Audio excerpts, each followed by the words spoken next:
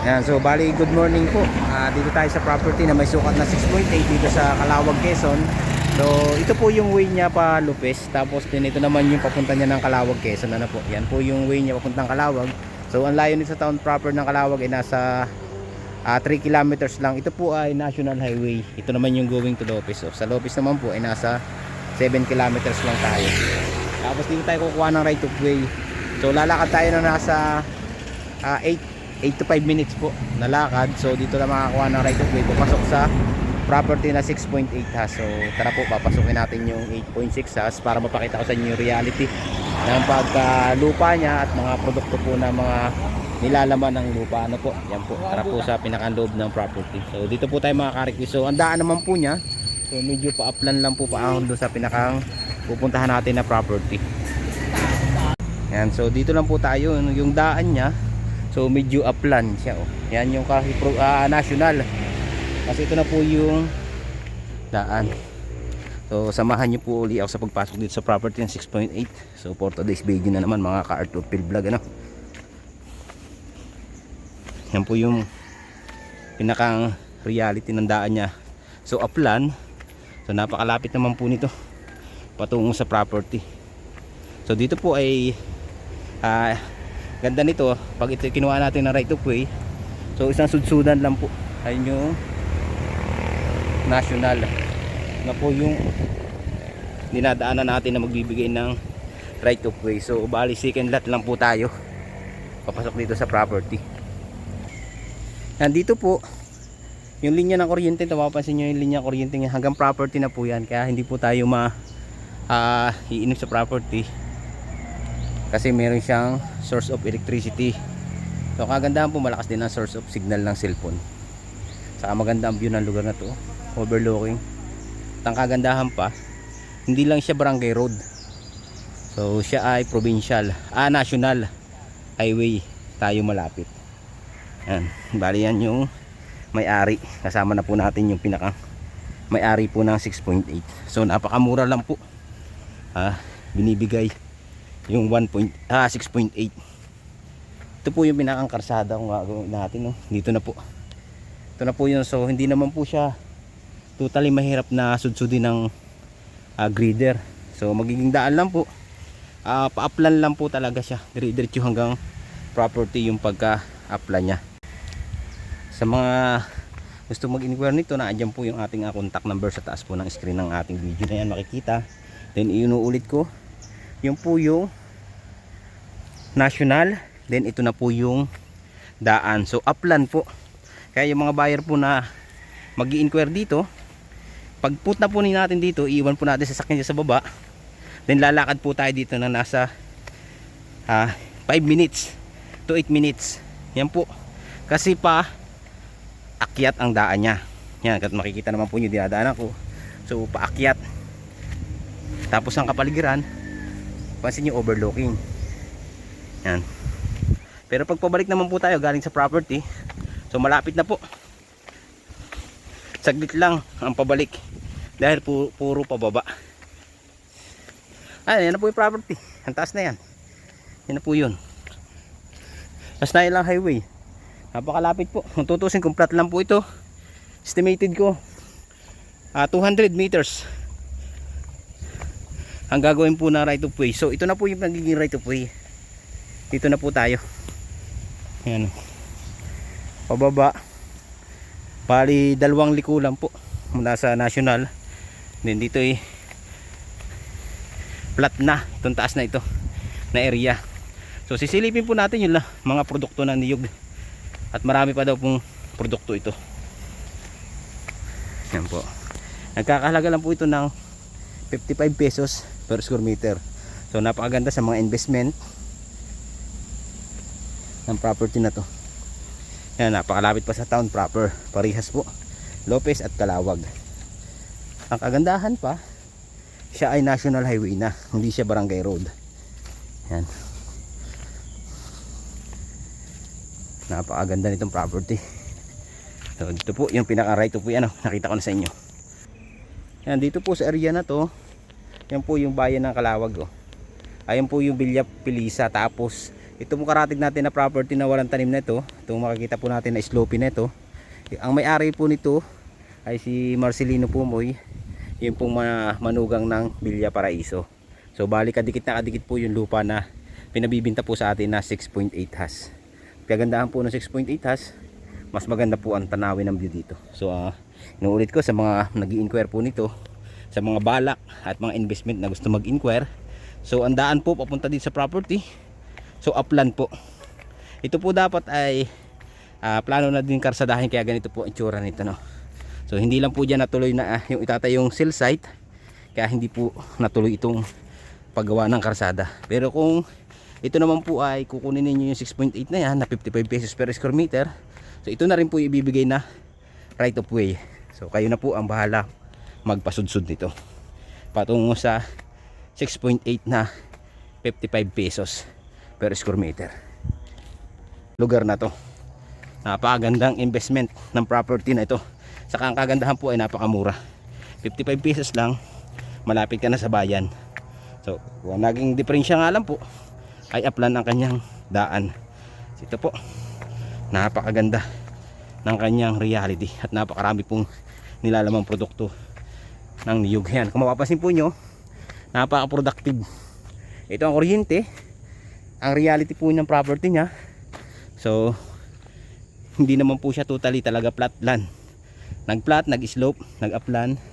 Then napakadaming fruit berry, mangga, saging, guyabano, kalamansi, langka, at napakalakas mamunga ng mga niyog. So sa mga investment na gusto nito, yan, inquire na po kayo.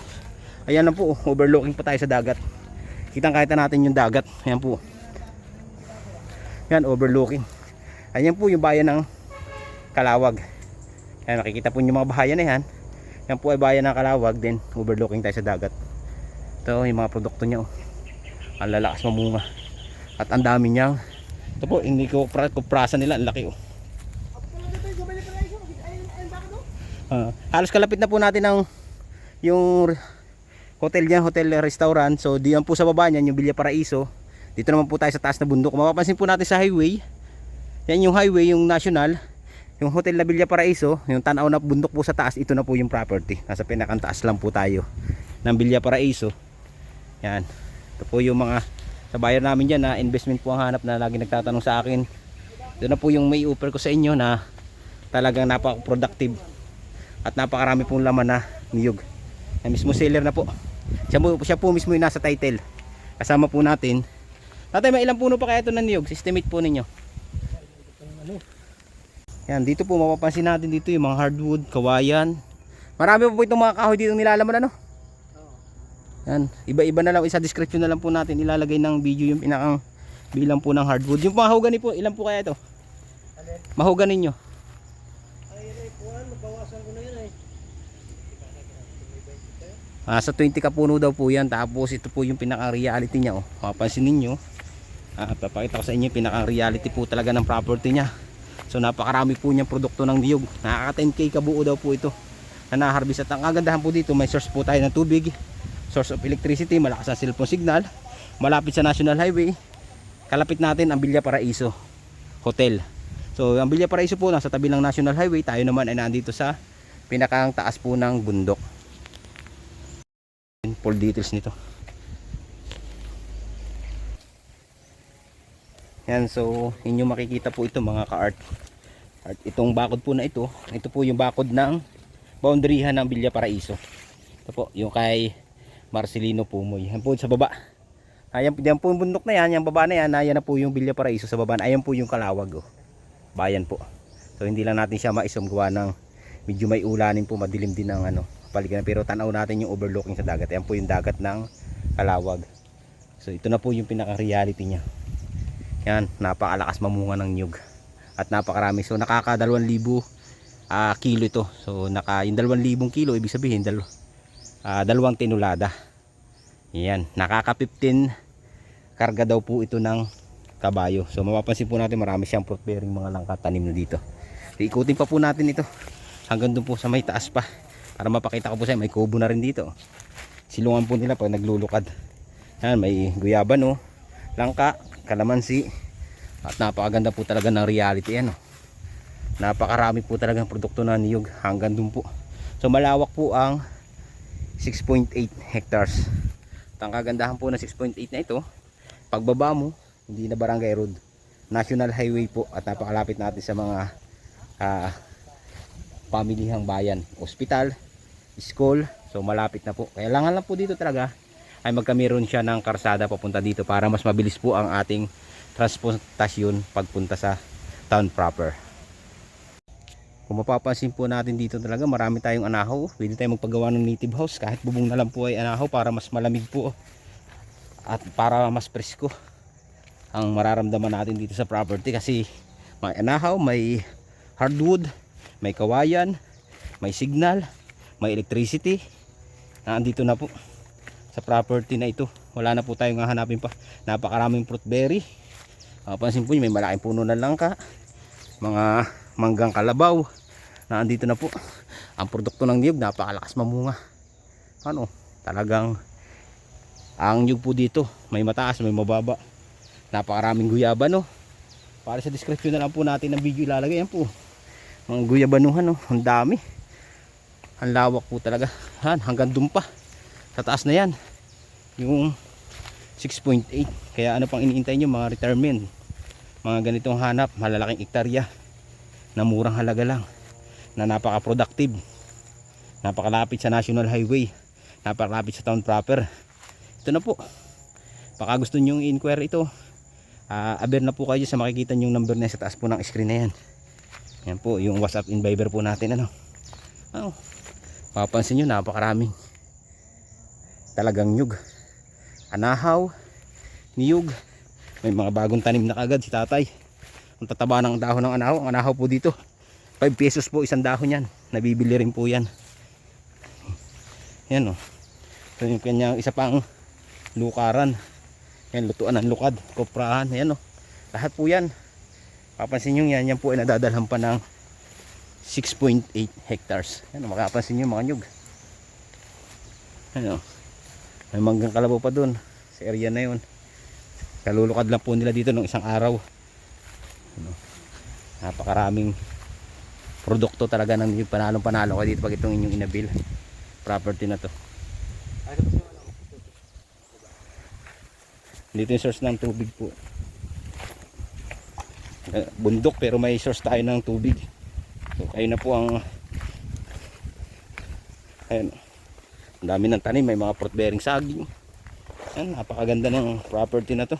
Panalong-panalo tayo dito pag ito ang inyong inabil. Kaya habang mura pa ang property, ay abil nyo na.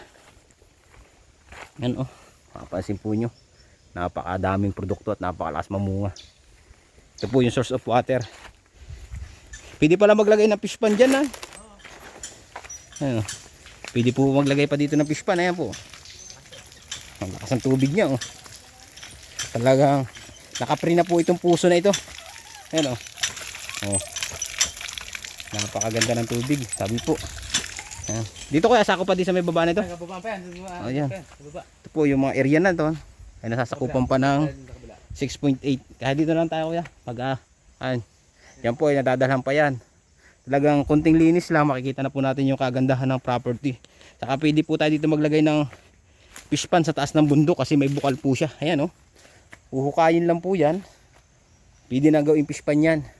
Hanggang doon sa may pababa po na yan, fish pan. Pwede. Tapos ito yung poso. Yan na po. Ayun yung property niya. Nadadalhan pa yung kabila na yan. Tapos may mga kawayan. So medyo madamo lang. Iikot na ulit tayo sa kabilang area. Ito po yung talagang masasabi ko sa inyo na property na napaka-productive po. Na 6.8 has nagkakahalaga lang ng 55 pesos. So nandito na po source of electricity, source of water, may puso sa taas ng bundok. So overlooking po tayo dyan ha. Mapapansin po niya, overlooking yan. Paikot. Pero ang bukal po niya nandito po sa taas ng bundok. Ibig sabihin po, ang lupang ito ay napakaganda. At kasi nasa taas tayo ng bundok pero may source of water. Tapos ang mga nyug niya kagandahan pa po mamunga. So bali dalawang lutuan po siya ng koprahan dito. Ayan po yung mga kasama ko, yung guide, yung may-ari. Nandito na po yung kasama natin. So mapapansin po nyo, ang reality po ng property niya, totally up lang ng konti, slope ng konti, flat na area, Pero papunta po sa property, inuulit ko, upland po tayo mula National Highway. Kaya yung mga gusto po ng ganitong property na 55 pesos lang po, na napakarami pong nilalamang produkto ng niyog. So nakaka 2,000 kilo po ang na-harvest dito na niyog. So nasa 1.5 kapuno daw po ito, sabi ni tatay nung seller po. Yun po ang bilang nila. Yan o, so nayan na po tayo sa bayan ng Calawag. Susum natin. Yan po yung bayan ng Calawag. Tinatakpan lang tayo nung dahon ng nyug. Yan po yung town proper ng Calawag. So ito na po yung property. So dyan po yung yan sa may baba naman yan, yung Villa Paraiso. Yan po yung sa may baba naman yan. So ito na po yung pinaka property nya. Ito po, kababaan pa lang ng nyug. Overlooking, pero may source tayo ng tubig sa area ng property. Yan po. Medyo fresh air, talaga napakaganda po ng simoy, tapos overlooking, nakakatuwa talaga ulit-ulitin, no? Yan, kita po natin dyan yung dagat na overlooking, no? Tapos yung town proper po ng Calawag. So nalilipid lang po tayo yung bundok na yan. Andyan naman po yung pinakang public market na ng Calawag. So yan po yung Calawag town proper. Yan, napakalapit lang po natin, napakaganda po ng view. Tanaw natin pa yung mga nangingisda sa dagat, no? Ayan, no? Napakaganda ng town proper, kitang kita din property. Yan, naulit ko, panalo ang property dahil napakaganda at napaka-productive ng 6.8 hash na pinabibinta po ng 55 pesos per square meter. So tumawad na lang po kayo kung gusto pa nyo tumawad sa mismong seller, dahil ito po ay makakatawad naman po tayo sa kanila.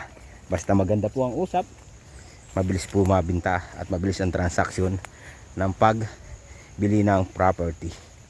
Yan, inuulit ko, ito po ay napakaganda sa mga investment at mga nangangarap na mga magkaroon ng sariling lupain dito sa Quezon Province.